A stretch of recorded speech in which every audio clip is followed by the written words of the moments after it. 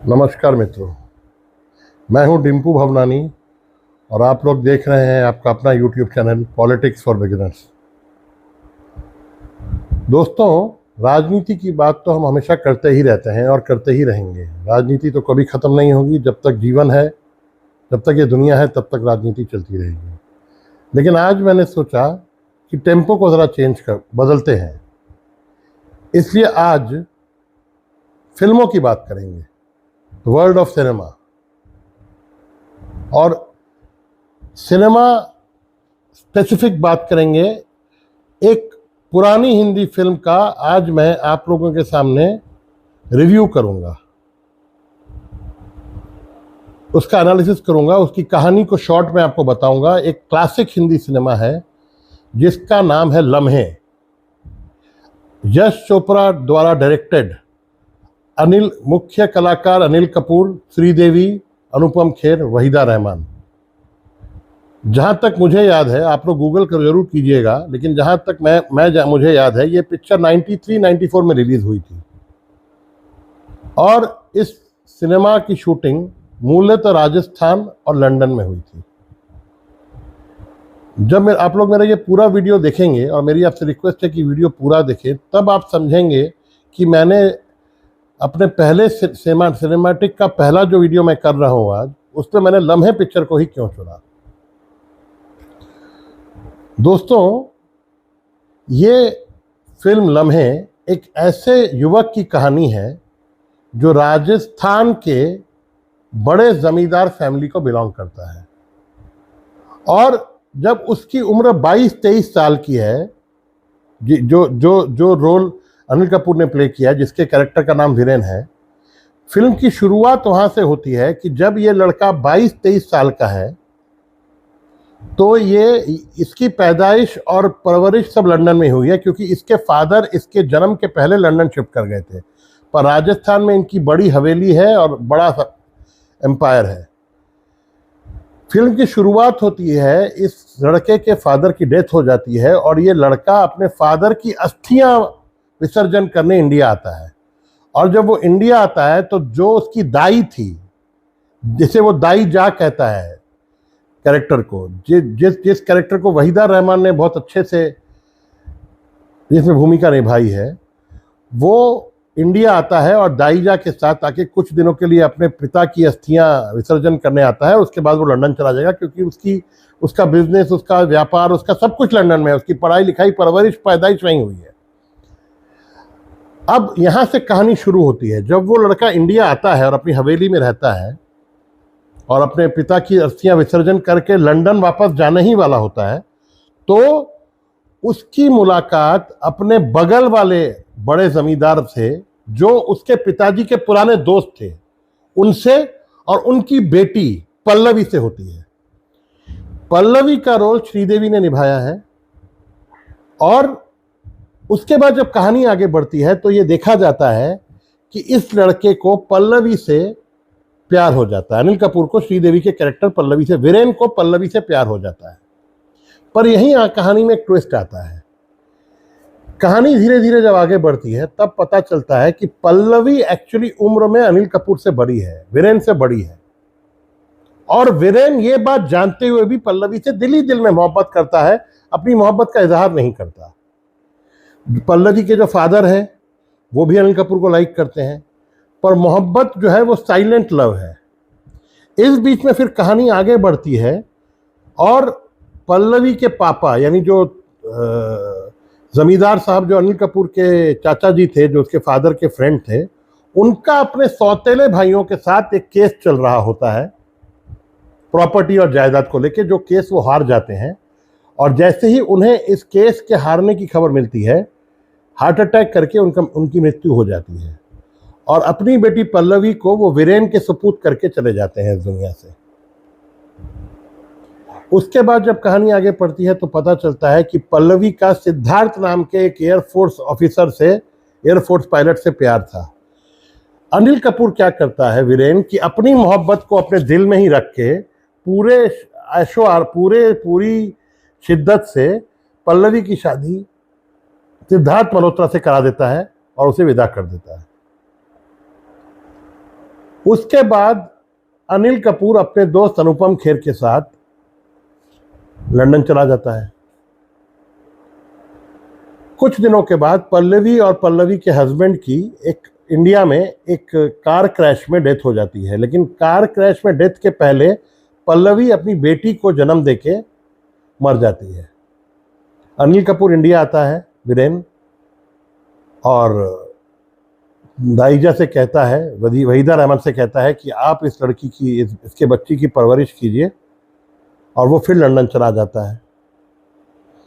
और हर साल पल्लवी की बरसी के दिन वो इंडिया आता है, पूजा करता है, यज्ञ करता है, और उस बच्ची पूजा का बर्थडे गिफ्ट उसको देके चला जाता है, पर वो पूजा से मिलता नहीं है। इसके बाद फिर पिक्चर में ये दिखाया गया है कि 20 साल बीत जाते हैं, और एक दिन फिर से अनिल कपूर जब पूजा पल्लवी की बरसी के दिन वहां पे आके यज्ञ कर रहा था, तो पूजा उसके सामने आ जाती है, और पिक्चर में दिखाया जाता है कि पल्लवी की बेटी जो पूजा है वो पूरी तरह से श्रीदेवी है। मतलब श्रीदेवी का डबल रोल है पिक्चर में, एक माँ का फिर बेटी का। कहानी आगे बढ़ती है, दाइजा और श्रीदेवी भी लंदन घूमने जाती हैं अनिल वीरेन के घर। अब जब कहानी आगे बढ़ती है तो ऐसा देखने में आता है कि ये जो पूजा लड़की है, जो पल्लवी की बेटी है, इसने बचपन से ही अपने दिल में कहीं ना कहीं अनिल कपूर से मोहब्बत की थी। क्योंकि अनिल कपूर जो है वो हर साल इंडिया आता था श्राद्ध के दिन, बरसी के दिन, और गिफ्ट देके चला जाता था, और उसके लिए वो एक मिस्ट्री मैन बन गया था।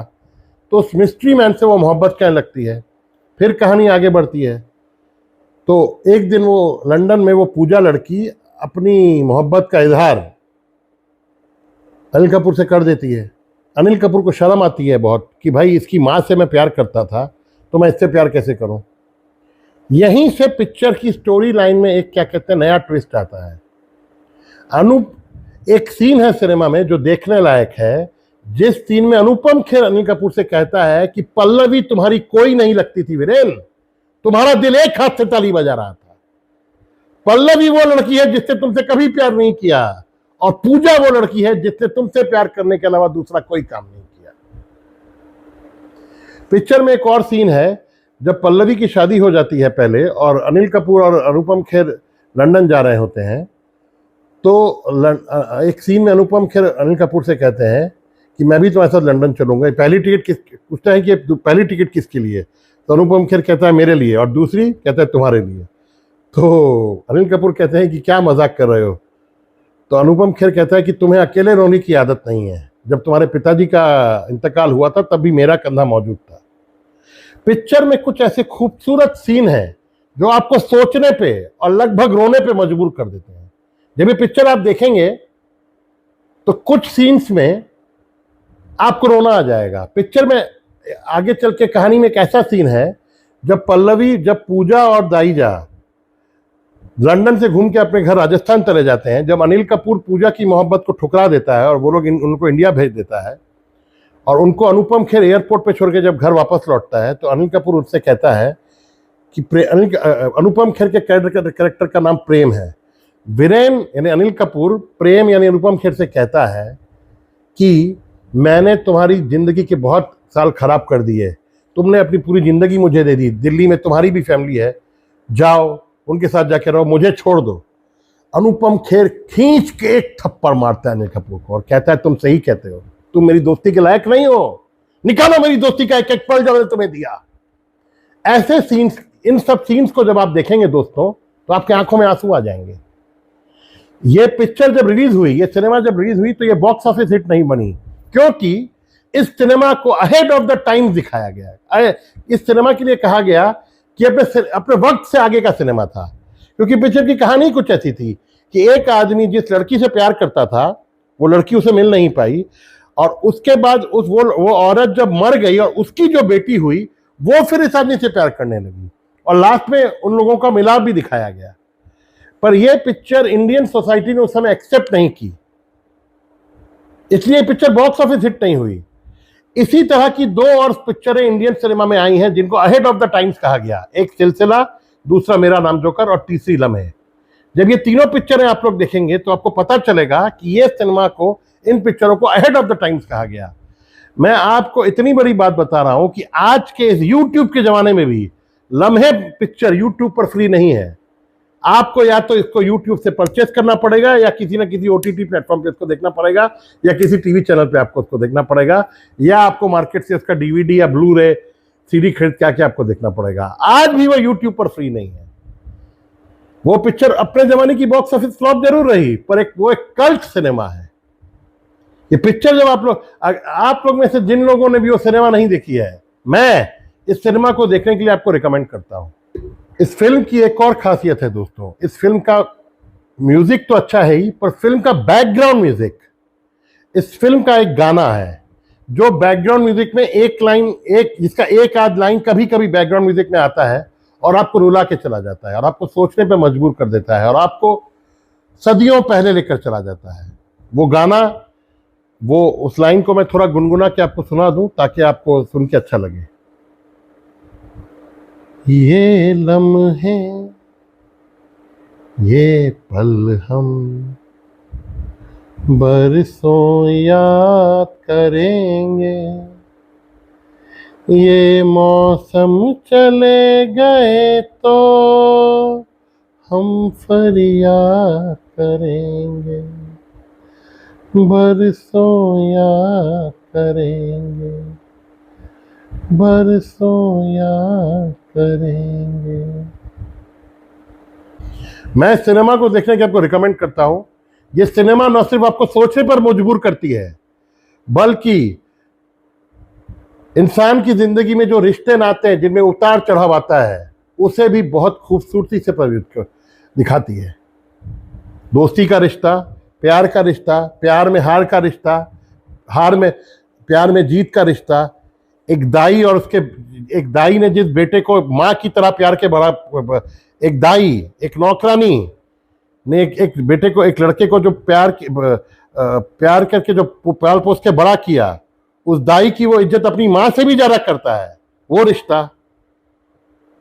ये सिनेमा आप सबको एक न एक बार जरूर देखनी चाहिए। ये मेरा आप लोगों से अनुरोध है। इस सिनेमा को जब आप देखेंगे तो आप कहेंगे कि डिम्पू भवनानी ने हम लोगों को एक अच्छी सिनेमा देखने के लिए प्रेरित किया। नमस्कार दोस्तों।